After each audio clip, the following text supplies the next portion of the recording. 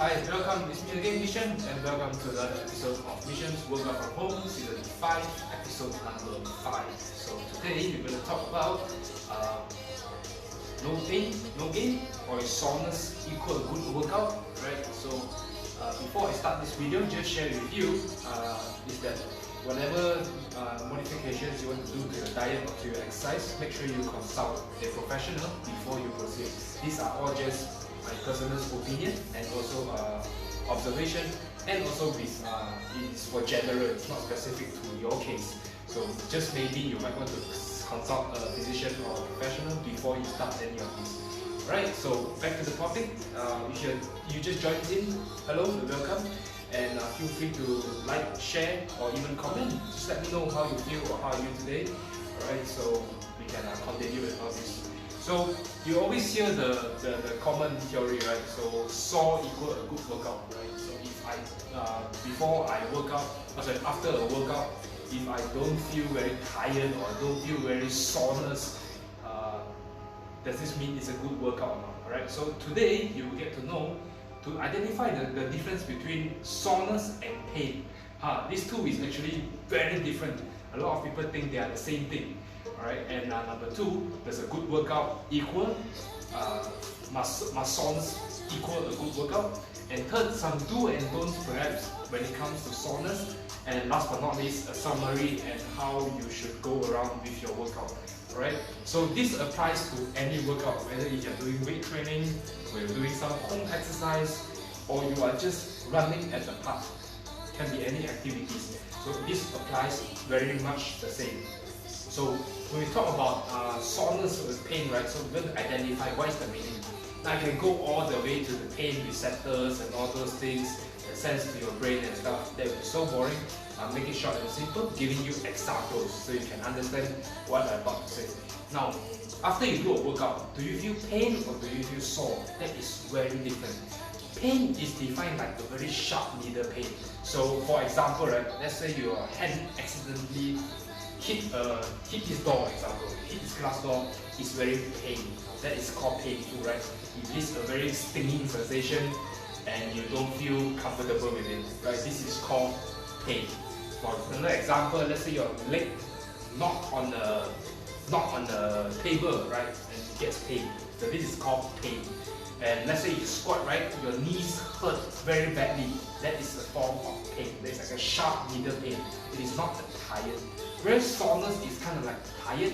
You will feel it more on the muscles, not the joint, not the bone, so to speak. So example, right, just a quick example. If you leave your hand up like this for 2 minutes, you will feel very tired. Now that is like a lot of us pumping over here, and that is called soreness. So for today's learning, we will talk about more on soreness, right?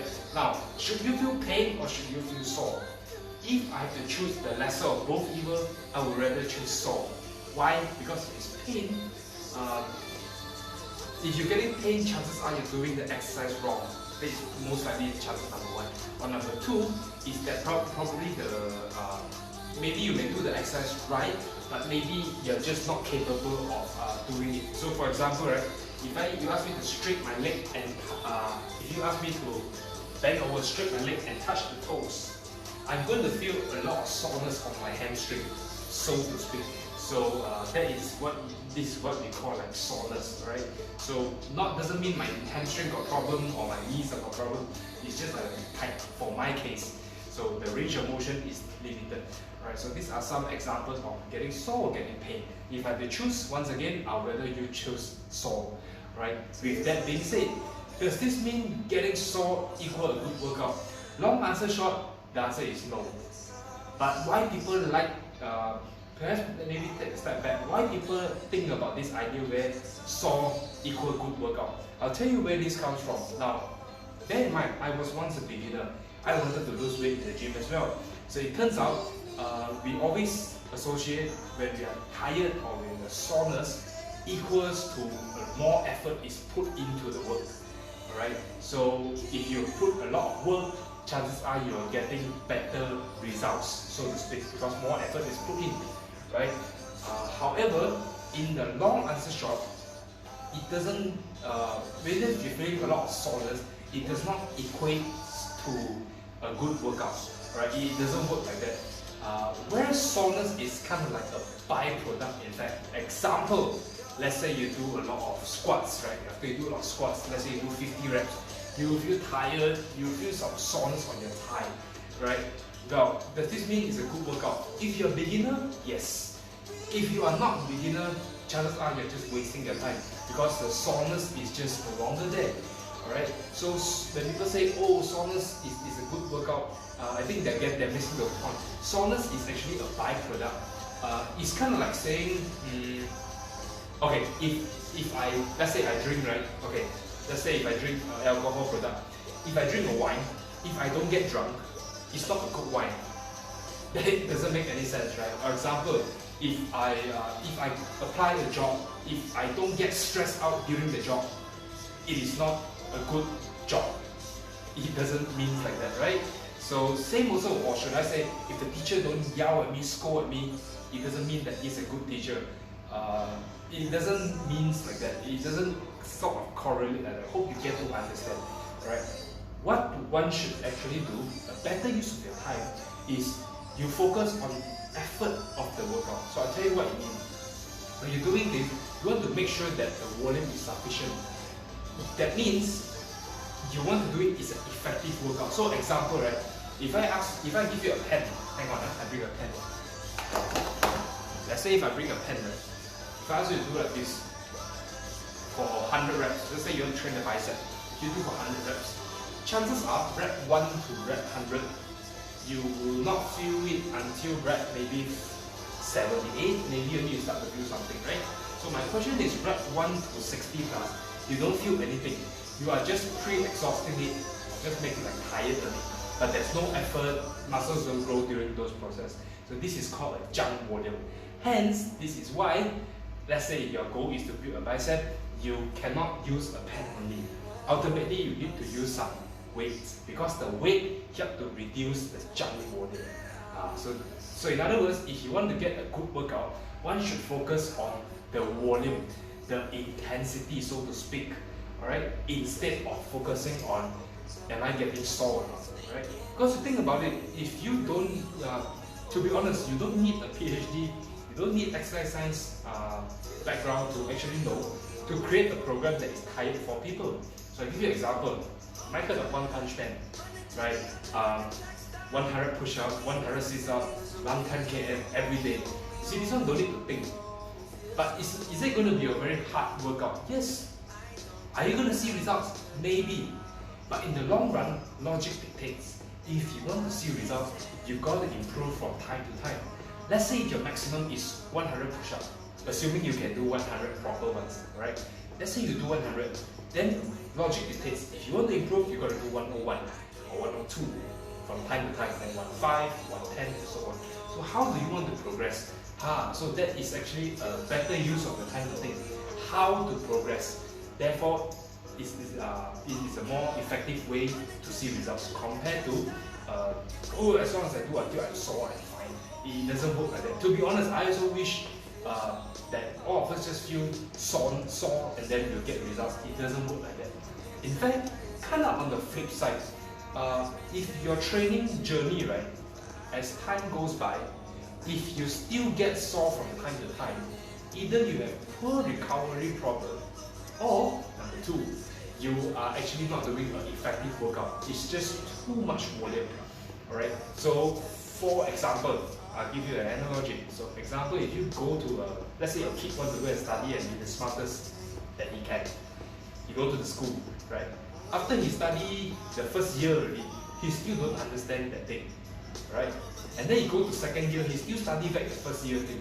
And then you go to third year, he still study the first year thing, and he still don't understand. So obviously there is no progress. So he is also very stressed, obviously, okay? Because as time goes by, he still cannot get it. He will get more stressed and frustrated. So does this mean the kid is growing or is getting smarter? Chances are, unfortunately, it's not. So kind of like workout. So workout, instead of finding soreness, soreness is a side effect, okay? Soreness is like a side dish. You want to get the main dish, which is to help you to either build muscle or burn fat, right? In other words, when you want to do a workout, make sure you find a workout. It is adequate volume for you. So how do you know it's enough volume for you? There's no such thing as enough, but a good idea is that every rep you do, you can start to feel the muscles. Alright, instead of like doing after 10 or 20 reps, only you start to feel something, then obviously there's a lot of problem. And besides, if you get soreness every single time, it means that you are always hitting a plateau. And to make things worse, you are under-recovered most of the time. Right? So example, a good training program will look like this. For example, you used to do 5 push-ups. If in, let's say, first time you do 5 push-ups, it's sore, it's pain, it's horrible. Okay. Now, fast forward, next week, if you try to do again, you get like 7 reps or 10 reps.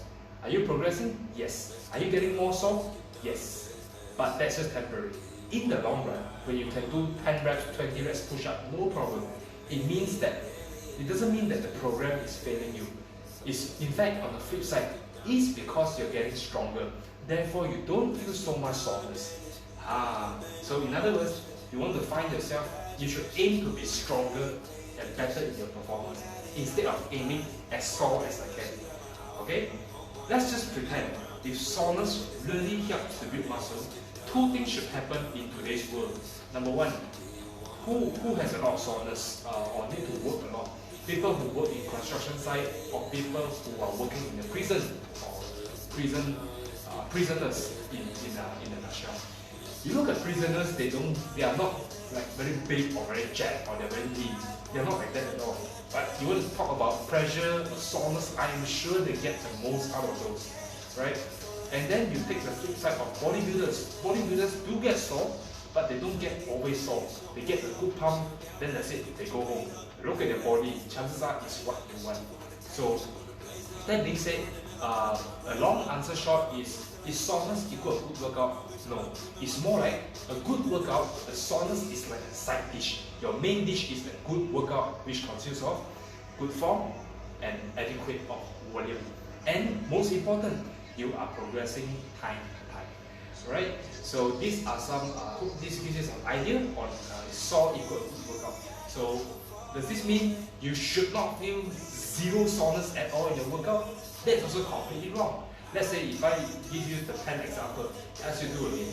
Oh, mission say cannot do soreness, so cannot. So once you feel soreness, better stop. That's not what I mean. Alright, if you do like this, then forever you cannot see growth. I also wish you use a pen, you will see bicep growth. But the reality, it doesn't work like that. You will still need some weight, some intensity, some reps, some weights, and so on. So, point is, you want to modify around with your volume, right? And try to be stronger over time instead of I want to look for soreness, right? Because like I say, anyone can create a good soreness. And here is a big red flag and a tip for you. If you have a personal trainer or you are training workout at home with some online coach outside, if every time you go to the sessions that you do, you just feel tired or you feel a lot of soreness, either you have poor recovery or number 2, the program is just wanting you to get tired. You're not going to get the growth. And if this continues, you might as well take the money, save it, doing other things. Okay? So this is actually a reality. Alright? Now, always remember, it's not no pain, no gain. It's not soreness equal good workout. Alright? In fact, I would say it's more like no brain, no gain. Because you don't think, no brain, therefore you don't get the results. No gain. Right? So no pain, no gain. I hope you put a death to the myth. The reality is it doesn't work like that.